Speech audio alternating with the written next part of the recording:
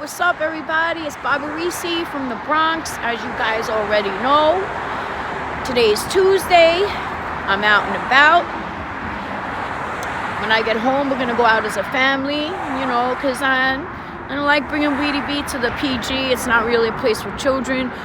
When Tito was indeed working, I had no choice but to bring him there. So I'm just gonna show you guys a little bit of the bridge. So let me turn the camera around and show you guys. So this is where Manhattan meets the Bronx, okay? Where it says the padded wagon, okay? That is the Bronx, and this side is the Manhattan, aka the greatest city in the what? World, baby. That's what they say, right? If you can make it here, you can make it anywhere. It's up to you. New York, New York. Does anybody else remember the Jerky Boys? Frank Rizzo and what was the other guy? Saul Rosenberg. Does anybody else remember those guys from the 90s? Come on, I'm going back now. Old school. They were a big hit on MTV. Because Tito was watching the mega jokes on the Spanish station Mega. And I said, Tito, oh my God. I said, they remind me of the Jerky Boys from back in the Dizzy Wizzy. Yes. It's beautiful out. It's a little brisk. Guys, I'm telling you, the Lord has healed me. Guys, let me tell you what was happening to Barbarisi. And I'm not lying. I'm not exaggerating. Guys. Last week and every other week, I was starting to get agoraphobia.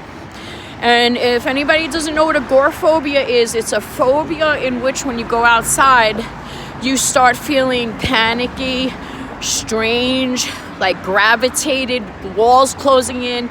Very, very scary. I never in my life experienced anything like that. So I really haven't. I think it was from, not going out. Because, I don't like to bring Weedy B out in the cold. It's just, how could I put it? It's not something I like to do as a mother. Oh my God, I found Mickey Mouse ears! Oh my God, look at this! No way. Oh my God, this is so weird.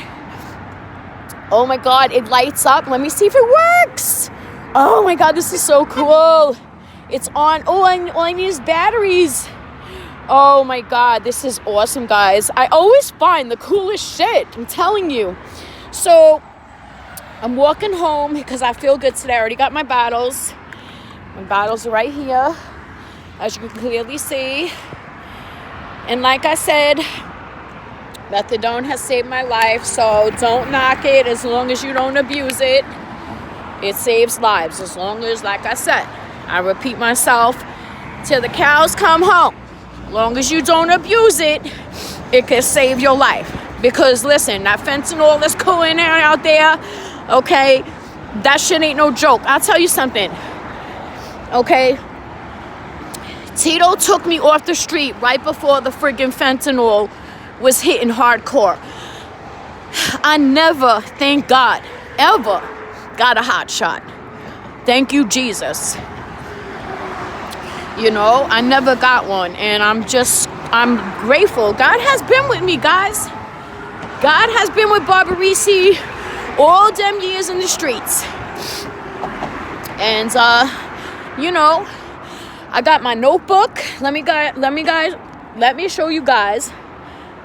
Okay, I'm talking a little too fast for my bridges over here. This is my notebook. Okay, this is when I'm going to start writing my stuff in. Start writing my book. I'm going to do it. I'm going to do a little bit every day.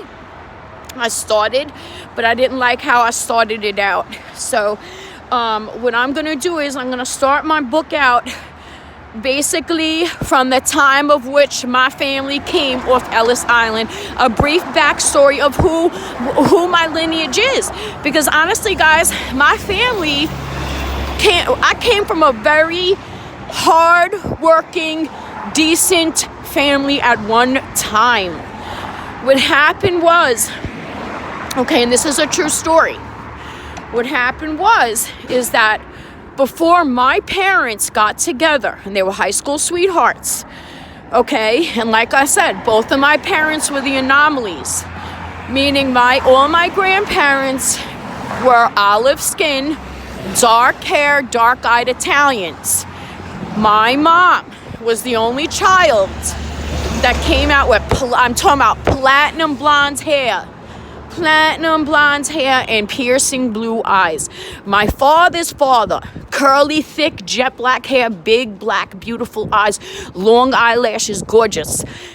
My grandmother, chestnut, brown hair, brown eyes, light olive complexion. My father came out, you know, not as white as my mother, but carrot red hair and dark green eyes. That's why my eyes look the way that they do. I have very rare color eyes because they change from blue to green to gray, you know, and that's because of my parents. You guys probably noticed that in my videos, but nevertheless, my great-grandparents that built New York City, that came off Ellis Island, the Barbaricis, owned construction companies that most Italians do and did, okay? So my great-grandfather, my father's father, okay, my father's grandfather hired my mother's father's father, okay? And they hired each other to build, guess what?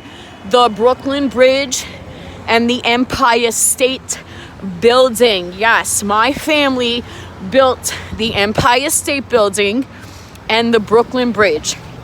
And this is an absolute fact. Dude, you can keep it fucking moving, okay? Keep it moving, buddy, with your Audi. Those days are over, buddy. I believe this goes to Queens, if I'm not mistaken. Don't quote me on that. I'm not from Queens, but you know, my father was born in Long Island City, Queens. My mother was born in here, Manhattan. Like I said, my brother Anthony, God rest his soul, he was the only kid born on Jersey City, and I was the only child born on Long Island. My family came from the city, okay? I was the only child, okay? Now, what I'm getting at is this. That is how I'm going to start my story off, how my family came from a decent family, decent background, and slowly but surely, as how can I put it, the industrial age kept progressing and people started having their own children and whatnot, the family values started to deteriorate as time went by. Because I'll have you know that my grandfather's father, okay, was a family man. Now, my grandfather committed suicide in 1959. My father was 9 years old. So my father was 9 years old. His father, his name was Carmen Barbarici, committed suicide. They found him in a hotel in Jersey. This is all true. I don't know how people can look this up, but I'm sure there's records. They found him in a hotel with the rosary beads. They don't know if it was foul play. My mother said he committed suicide because he had 4 women. He had 4 women, and 3 of those women he had children, and the first one was my grandmother, was the first one that he was with. And had my Aunt Diane, who died in the 60s. She died of Hodgkin's lymphoma. They did not have a cure then. Then there was my father. And then there was my Uncle Gary. And then after that, then my grandmother married my other grandfather through marriage, Sal Caggiano. And he had Mary Ann and Michael. My beloved Aunt Mary Ann, my Uncle Mike, God rest his soul. Okay, that's my cousin Chrissy's father. My cousin Chrissy, what's up, girl? You know I loved your father very much. He was the greatest He was the best. He was the Harley man. He was the greatest mechanic. And he taught my cousin Michael Knight, that's his name, how to fix cars and how to ride quads and how to do the thing in the dirt and the mud like a boy should, and ride bikes and whatever. And he taught him the whole thing because, he didn't have a father that was there for him. Guy Knight, that was his name, my cousin Michael's father. And my Uncle Mike was the one who really reared him and brought him up. And I also lived with my cousin Chrissy and my Uncle Mike and my cousin Michelle. Angelina wasn't born yet. After I had first lost my children, I went to live with her because I couldn't bear to live in my father's house. After my kids were taken and they didn't want to help out, I couldn't deal with it. So I said I'd rather live with my cousin, and my cousin will verify I was not a drug addict. I might have smoked weed once in a while, but people were doing mad things, and I had nothing to do with it. Nope, not a damn thing. So, there that is. And then, after that, that's how I wound up, panhandling after I left there. Got very depressed. But I didn't want to get off subject, so getting back to the family lineage. Okay? So I want to get into how important it is that my family came from, at one time, a decent background. And like I said, after the generations passed, people started to lose sight of family values, and it's very depressing. It really is, because look, as I said, then my father was born, getting back to him in my direct bloodline. My father met my mother and my brother Anthony, my brother Jimmy, Diane, and then me. And by the time I was born, everything was just shitty. I was going to be aborted, as my mother blatantly admitted. My father only came home on the week. I'm walking, guys, obviously, so, bear with me. Remember, I'm recovering from certain things that I don't even know what was happening to me. But I feel decent. I feel good. I'm outside. I'm moving around. I'm getting exercise, which is important. And I'm proud of myself that I am walking, because I'm telling you guys, and this is the truth, okay, you would not believe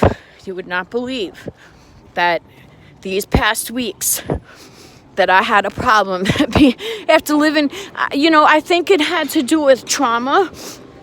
I think it had to do with being inside too much from the winter. And the parks in here are not the same as the Bronx. And I'm being honest. And it has nothing to do with anything else but the fact that just the Central Park is great. It's excellent. But Tito really didn't like when I went there too much, because it does have a dark history of people getting attacked. So that's why I had limited.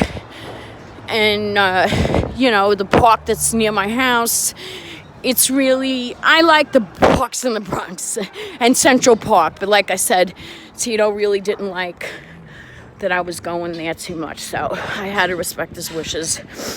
Even though there was a lot of people there, but hey, look, I have to respect, it's his child too. So we'll be returning there in the spring or on a nice day as a family. I hope you guys are enjoying the view. So, as I said, my father totally started devaluing the family. Oh, look at the church. Oh, beautiful. I do not know the name of the church, guys. I'm sorry. But you can tell it's very old. The architecture is amazing. Looks like they're doing some reinforcements on it. And I got the walk sign. So I'm going to proceed. So basically my story is going to start out as such. Start out with, what kind of a family I came from, and how by the time I was born, the family values were deteriorated, and how from henceforth, My life took a turn for the worse because of the absentee of my father, because my mother not paying attention, the abuse in front of my family that nobody noticed, apparently, to my stepmother, going to 10 different schools, then moving in with my mom, pushing me on my stepfather to get him to like me, not knowing that he was going to, start being attracted to me, from the ages of 12 to 16. Then from there, meeting George, my first 2 children's father. From there, he was a good guy at first, as they usually are. And then, nevertheless, he started beating me because he got drunk and he didn't know how to handle his liquor and was depressed from his own past of being adopted, not knowing his mother or father. And he took that very hard. And I remember he used to say about my son JJ, how he got to toughen up. Oh, I didn't have a father. And look at me.